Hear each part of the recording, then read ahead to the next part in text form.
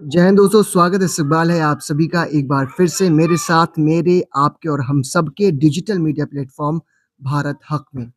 मैं हूँ कुर्रतुल हक़, पत्रकारिता के क्षेत्र में प्राय-स्नातक की शिक्षा हासिल की है और देश के भारत के मुख्तलिफ़ मीडिया हाउसेज़ में अखबार, रेडियो, टेलीविज़न और डिजिटल मीडिया के मुख्तलिफ़ मीडिया हाउसेज़ में 2015 से अब तक सीखने, समझने और काम करने का अनुभव रहा है और मुस्तक़बिल में भी सीखने, समझने और काम करने का अनुभव रहेगा, ऐसी उम्मीद और आशा है। साथियों, आज मैं आपसे बतौर पत्रकार, बतौर सामाजिक युवा, बतौर अपनी कम्युनिटी के एक ज़िम्मेदार नागरिक होने के नाते बहुत ही अहम बात करने जा रहा हूँ।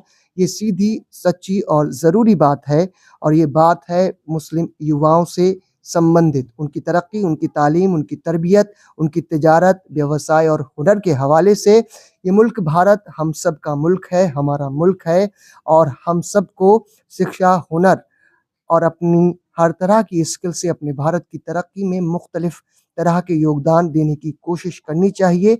जैसे हमसे पहले हमारी मुस्लिम कम्युनिटी की मुख्तलिफ़ बुज़ुर्गों ने कुर्बानियों से, अपनी शिक्षा से, अपने हुनर से अपने देश भारत को सींचा है, इसकी तरक्की में अपना बड़ा किरदार निभाया है।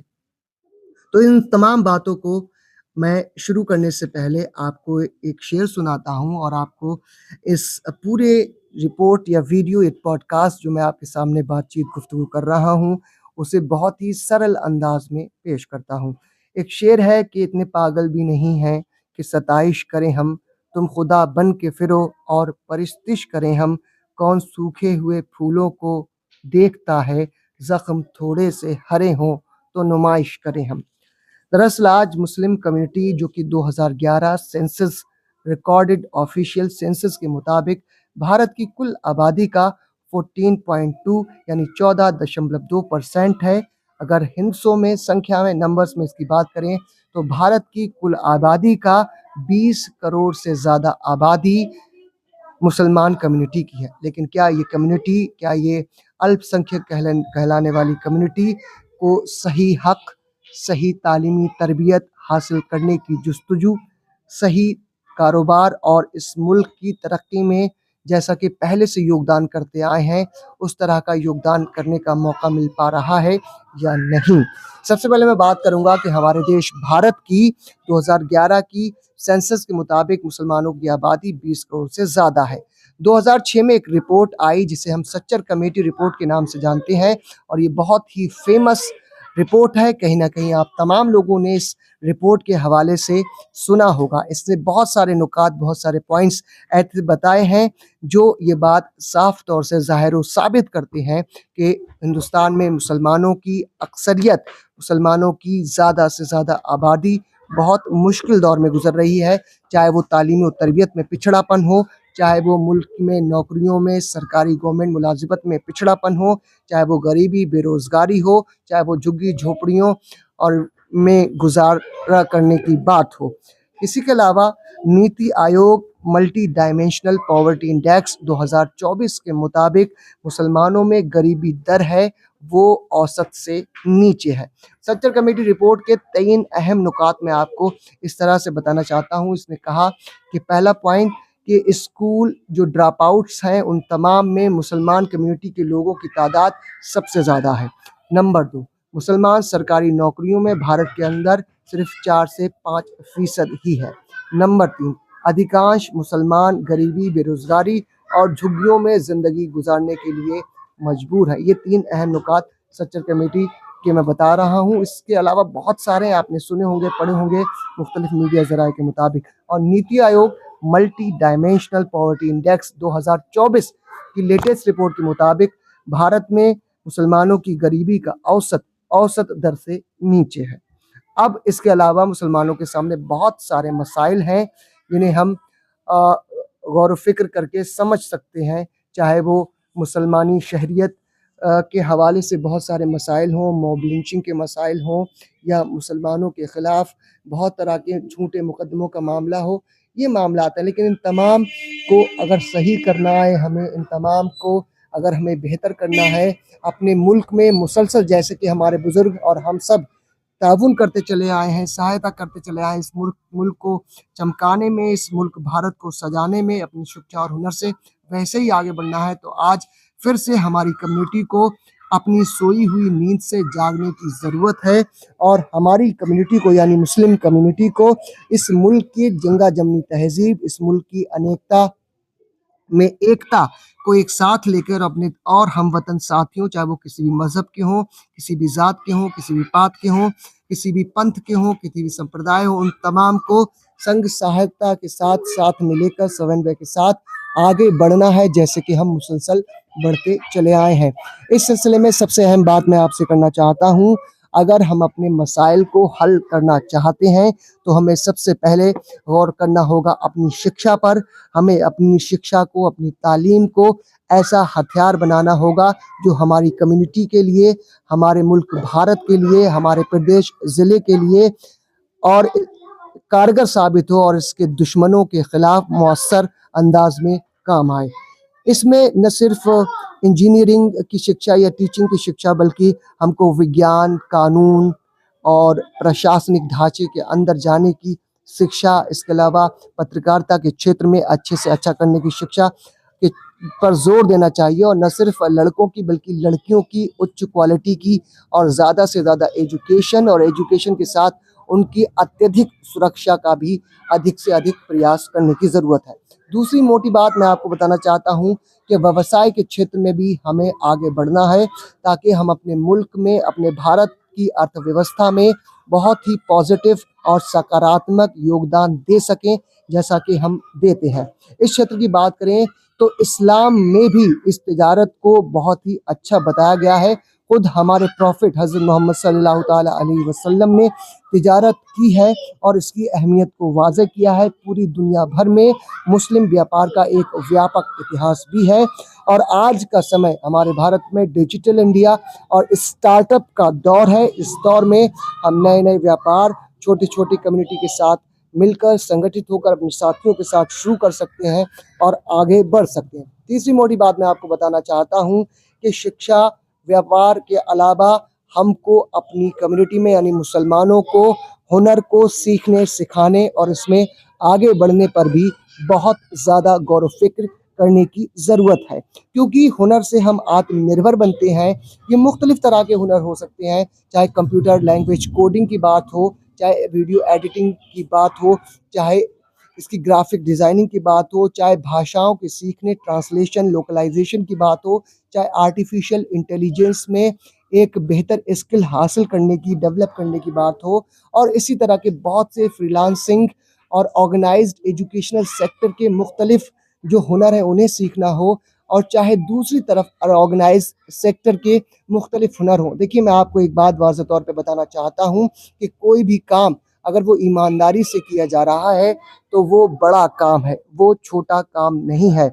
अगर अब्दुल पिंचर भी बना रहा है क्योंकि वो ईमानदारी से पिंचर बनाता है, तो वो अपने देश की इकोनॉमी में हम अब्दुल अपने देश की इकोनॉमी में बेहतर तौर पर ताउन कर रहे हैं और हम अब्दुल मुख्तलिफ तरीके से अपने देश भारत की तरक्की में ताउन करते चले आए हैं और आज तक ताउन भी कर रहे हैं। अब ऑर्गेनाइज सेक्टर में आप अपने बच्चों को तालीम दीजिए, उन्हें व्यवसाय के बारे में जानने के बारे में प्रेरित करिए और साथ ही उन्हें हुनर सिखाइए। हुनर एक तरफ मैंने आपको बता दिया जो एजुकेशन संबंधी चीज़ें हैं वो है, उसके अलावा बहुत से हुनर हैं, चाहे वो अच्छे लेवल पर कपड़ा सिलने का काम ही क्यों ना हो, अगर आपका बच्चा वो सीख लेता है, भले ही वो एजुकेशन में उस स्तर पर नहीं जा पा रहा है, पहली कोशिश आपकी होनी चाहिए एजुकेशन स्तर पर जाए। अगर वो एजुकेशन के बढ़िया स्तर पर नहीं जा पा रहा है किसी भी कारण से, आपकी मजबूरियों से, परेशानियों से, तो उसे बेहतर हुनर दीजिए। भले ही वो कोई हुनर, कोई काम छोटा नहीं होता। अगर उसे हुनर आता होगा तो वो धूप में काम करने से बच जाएगा और अपनी एक इज़्ज़त की ज़िंदगी समाज में गुज़ारेगा।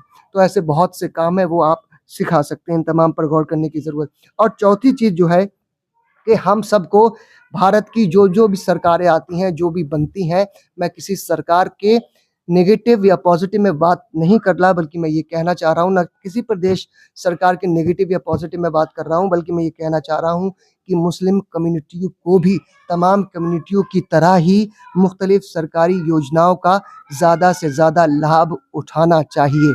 जैसे ही गवर्नमेंट ऑफ इंडिया या गवर्नमेंट ऑफ उत्तर प्रदेश या आप जिस राज्य में भी रहते हैं, वहाँ की गवर्नमेंट वहाँ के नागरिकों के लिए कोई अच्छी स्कीम लाती है, आपको फ़ौरन उस स्कीम को ग्रैब करने की कोशिश करनी चाहिए। अगर आप ईमानदारी से उसकी एलिजिबिलिटी पूरी करते हैं, तो आप उस स्कीम की तरफ उसे हासिल करने के लिए ज़रूर कोशिश करिए। और हाँ, एक सवाल और यहाँ उठता है, अगर उस स्कीम को हासिल करने में मुख्तलिफ तरह के भ्रष्टाचार, परेशानियों, तकलीफ़ का सामना कर रहे हैं, तो आप ज़रूरत पड़ने पर राइट टू एजुकेशन यानी आरटीआई का इस्तेमाल भी कर सकते हैं। ज़रूरत पड़ने पर शिकायत पत्रों का भी इस्तेमाल कर सकते हैं। ज़रूरत पड़ने पर उचित कानूनी कार्रवाई और विधिक कार्रवाई भी कर सकते हैं। तो अपने अधिकारों को जानिए। सबसे पहला ज़ोर देना है हमें शिक्षा पर, जो कि मैंडेटरी है, हमें हासिल करनी है। न सिर्फ क्वांटिटी की शिक्षा बल्कि क्वालिटी की शिक्षा, education with quality, quantity of education with quality, ये हमारा मोटिव होना चाहिए। व्यवसाय के ज़रिए हम अपनी देश भारत की अर्थव्यवस्था को मजबूत करें, ये हमारा मोटिव होना चाहिए। अपने हुनर के ज़रिए अपने देश भारत में मुख्तलिफ तरह के योगदान देकर अपने देश भारत की अर्थव्यवस्था और अपने घर की, अपने ज़िले की, अपने प्रदेश की, अपने देश की तरक्की में ज़्यादा से ज़्यादा योगदान दें। सरकारी योजनाओं का पूरा लाभ उठाने की कोशिश करिए। अगर आपको कहीं दुश्वारी, परेशानी, तकलीफ़ आ रही है, तो आरटीआई का कानूनी तौर पर इस्तेमाल करिए। मुख्तलिफ कानूनी तरीके हैं, उनका इस्तेमाल करिए। हमारे संविधान में हम सब के लिए बहुत-बहुत तरीके बताए गए हैं। इसके अलावा मैं एक अहम बात आप तमाम लोगों को बताना चाहता हूँ कि मुस्लिम कम्युनिटी, चूँकि हम सब भारत में रहते हैं और भारत एक गंगा जमनी तहज़ीब का मुल्क है, ये देश हिंदू, मुस्लिम, सिख, ईसाई सबका देश है, हम सबका देश है। तो हम सबको मिल-जुल कर इस नीचे जा रही कम्युनिटी को उठाने के प्रयास करने की ज़रूरत है।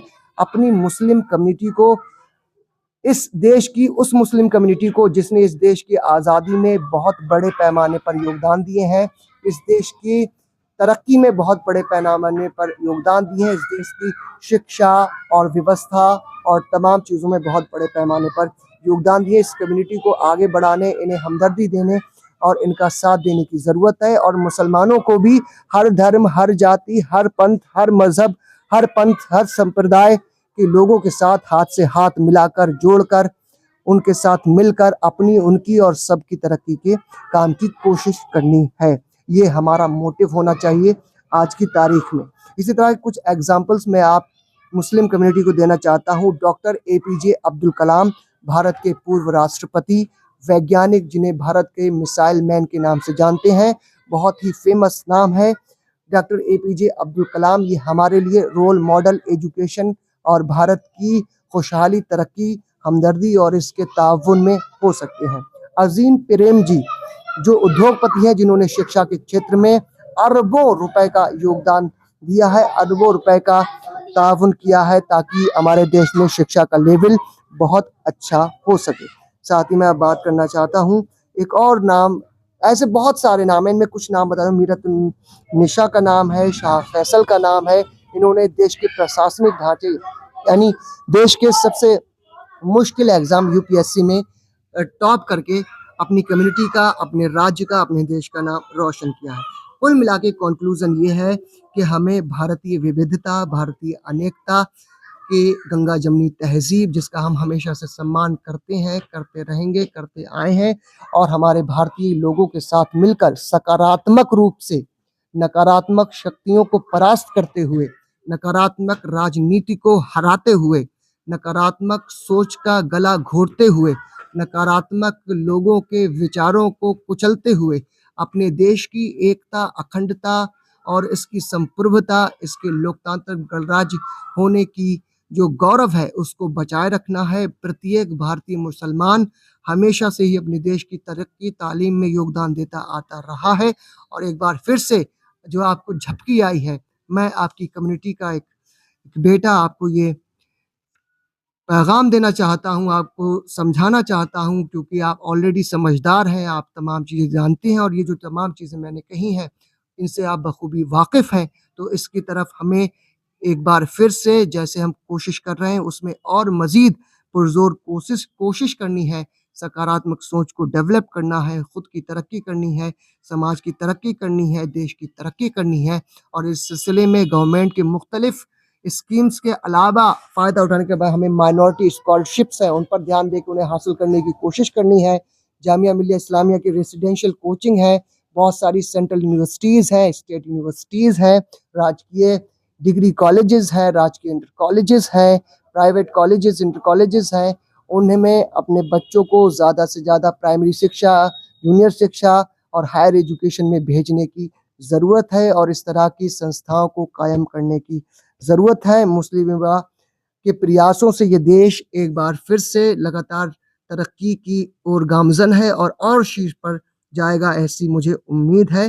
तो हम तमाम को हर तरह के शिकवे शिकायतें, नकारात्मक सोच को दरकिनार करना है, अपने लिए शिक्षा को अपनी मशाल बनाना है जिससे हम अपना जीवन, अपनी ज़िंदगी रोशन कर सकें, अपने समाज, अपने माशरे का जीवन रोशन कर सकें, अपने हुनर से, अपने व्यवसाय से, अपनी अवेयरनेस से अपने देश भारत का भला कर सकें और इस डिजिटल युग में जहाँ बहुत सारी आसानियाँ हैं, वहाँ बहुत सारे फ्रॉड और चालाक जालसाज़ियाँ चल रही हैं, उनसे खुद भी बच सकें और अपने लोगों को भी बचा सकें।